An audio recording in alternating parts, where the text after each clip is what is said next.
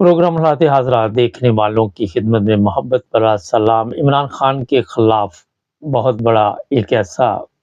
Plan تیار کیا گیا ہے جس سے میں آج پردہ اٹھاؤں گا اور جنگ کی صورتحال میں آپ کو بتائیں گے کہ کیا حالات ہیں وہاں کے۔ سب سے پہلے عمران خان کے لیے یہ بتایا جا رہا ہے، جو ہمارے ذرائع اور اعتزاز حسن نے بھی اس بات کا میرا خیال ہے اشارہ دے دیا ہے کہ لمبی جیل کی سزا عمران خان کو سزا سنائے جانے کا پروگرام بن رہا ہے، اور جمعرات کو آپ کو پتہ ہے فرد جرم عائد ہونی ہے۔ اس کے بعد اطلاع یہ ہے کہ عمر قید کی سزا سنائی جائے گی۔ جی ہاں، اب اگر آپ دیکھیں تو جتنے بھی مقدمات ہیں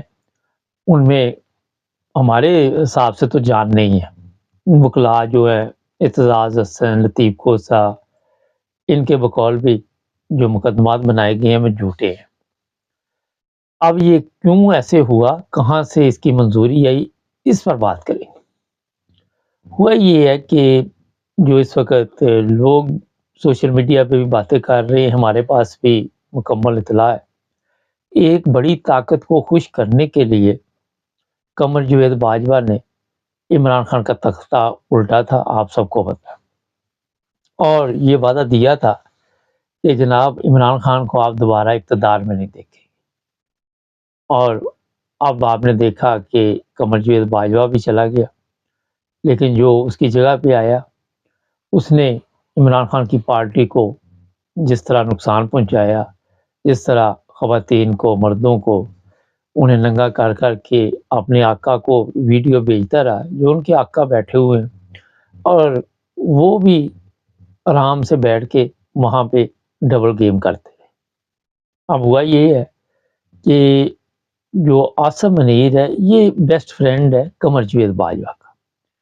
اور قمر جاوید باجوہ نے اس چیز کی یقین دہانی کرائی تھی نواز شریف کو کہ اگر آپ عاصم منیر کو لے کے آئیں گے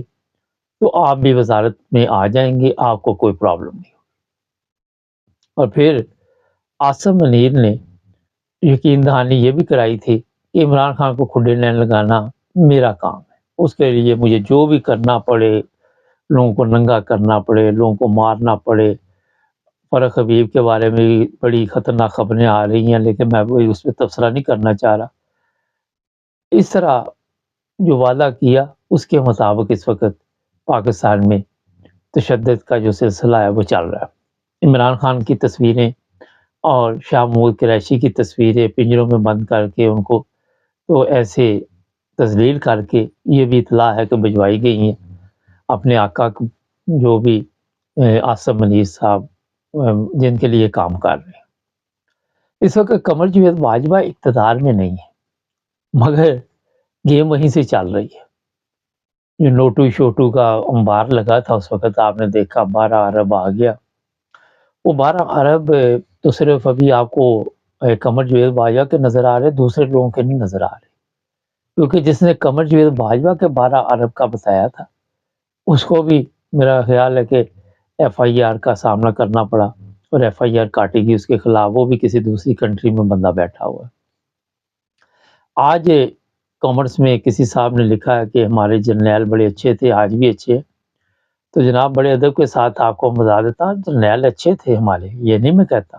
بڑے بڑے اچھے تھے، مگر ان کے کیونکہ اچھائی کی وجہ سے انہوں نے نہ تو پاکستان کے لوگوں کی کوئی مدد کی اور نہ ان کا کوئی پاکستان کو فائدہ ہوا۔ اگر میرے سے پوچھے بہت کم فائدہ ہوا،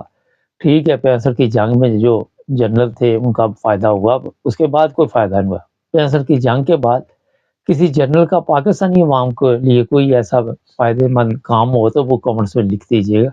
اور یہ صاحب لکھ رہے تھے کہ آج بھی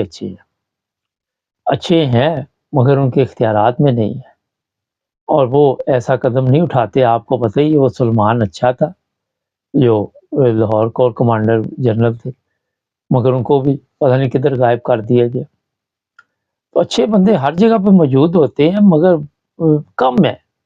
اور کم بندے جہاں بھی اچھے ہوں گے وہ پاکستان کا یا کسی ملک کا سسٹم نہیں بدل سکتے، وہ کسی طرح بھی حالات کو تبدیل نہیں کر سکتے، آٹے میں نمک کے برابر ہوں گے۔ تو جناب عمران خان کے لیے ہمارا یہ اچھی خبر نہیں ہے، اور میں نے آپ کو پہلے دن کہہ دیا تھا کہ یہ بہت بڑا جال بچھایا جا رہا ہے، اور آپ ساری دنیا کے تبصرے سنتے ہیں، جی خوشخبری آ گئی، یہ آ گئی، وہ آ گئی۔ ہمارے 16 ماہ کے پروگرام میرے نکالیں اور سن لیں، میں نے آپ کو جو بتایا وہ آج بھی آپ کو بالکل نظر آ رہا ہوگا کہ وہی ہو رہا ہے۔ اب کرتے ہیں بات جنگ کی۔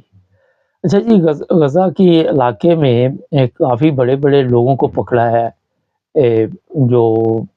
فلسطین والے ہیں، حماس والے، انہوں نے اسرائیل کے بڑے بڑے لوگ قیادت کے جو ہے ان کو گرفتار کیا اور سب کو غزہ میں لے آئے، جو پاس میں گاؤں تھے وہاں کی آبادی کو بھی اٹھا لائے۔ انہوں نے کہا کرو جی بمباری،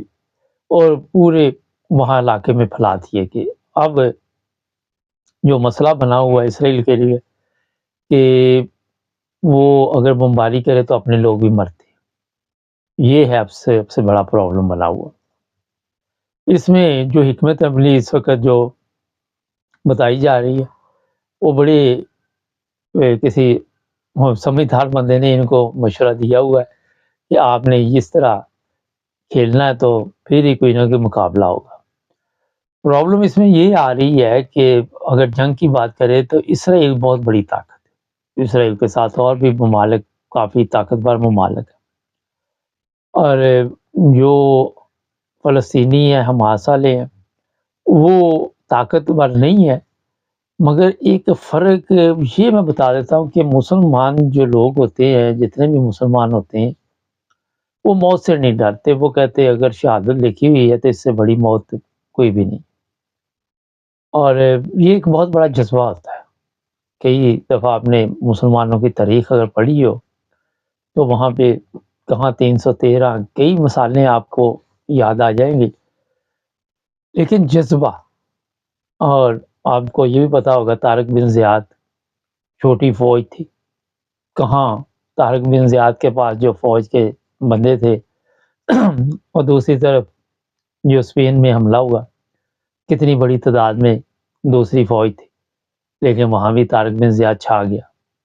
تو جذبہ تو ہے مسلمانوں میں، اس میں کوئی شک نہیں، کیونکہ موت سے نہیں ڈرتے، مر گئے شہید۔ اور آپ نے دیکھا کہ موت سے تو نہیں ڈرتے مگر ویسے کمزور ہے، اسلحے کے حساب سے، طاقت کے حساب سے، جو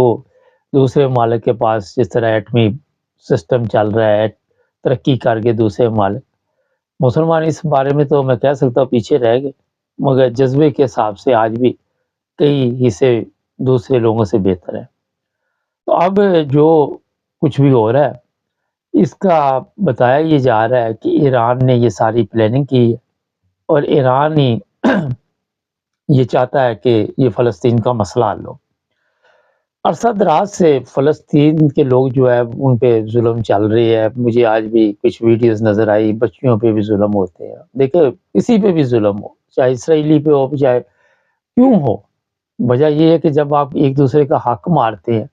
کسی کا بھی حق مارتے تو وہ پھر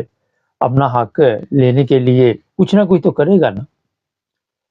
تو یہ جنگ جو ہے یہ کافی بتایا جا رہا ہے کہ خطرناک ہو سکتی ہے۔ اللہ تعالیٰ سب کو محفوظ رکھے۔ مسجد اقصیٰ کا سب سے بڑا مسئلہ ہے کہ شرارت سے بھی کسی نے اس کے اوپر کوئی ایسا حملہ کر دیا تو جس سے پھر کبھی نہ ختم ہونے والی جنگ شروع ہو جائے گی، بہت زیادہ جانی مالی نقصان ہوگا۔ اور یہ بھی بتایا جا رہا ہے کہ اسرائیل کی یہ جنگ جو ہے کہیں یہ تیسری جنگ عظیم میں تبدیل نہ ہو جائے، کیونکہ ایران، ترکی، سعودی عرب کی طرف سے بھی بیانات آ رہے ہیں، لبنان کے ساتھ بھی پنگا پڑ گیا ہے کیونکہ لبنان کے لوگوں پہ بھی حملہ کیا گیا، پھر انہوں نے جوابی کارروائی کی ہے۔ تو آہستہ آہستہ ایک ایک کر کے یہ نہ ہو کہ سارے ملک جو ہیں وہ اس جنگ کا حصہ بن جائے۔ مگر پاکستان کی طرف سے تو ابھی کوئی ایسی خبر نہیں آئی، اور ان کے اپنے بڑے مسئلے ہیں، وہاں سے کیا خبر آنی ہے، تو دیکھتے ہیں کیا بنتا ہے۔ یہ تھی جناب اب تک کی جو تازہ صورتحال آپ کو میں نے بتا دی ہے۔ اب جو لوگ بھی ہمارے چینل کو دیکھ رہے ہیں وہ چیک کریں کہ ہماری تمام ویڈیوز مل رہی ہیں یوٹیوب کے ذریعے، کیونکہ بہت سے لوگ کہتے ہیں جی آپ کے پروگرام ہمیں نہیں مل رہے۔ میں بارہا دفعہ اب اس یقین کے ساتھ آپ کو ریکویسٹ کرتا ہوں کہ آپ ضرور دیکھیں گے اور چیک کریں گے۔ سبسکرائب کریں، جڑے رہیں ہمارے ساتھ۔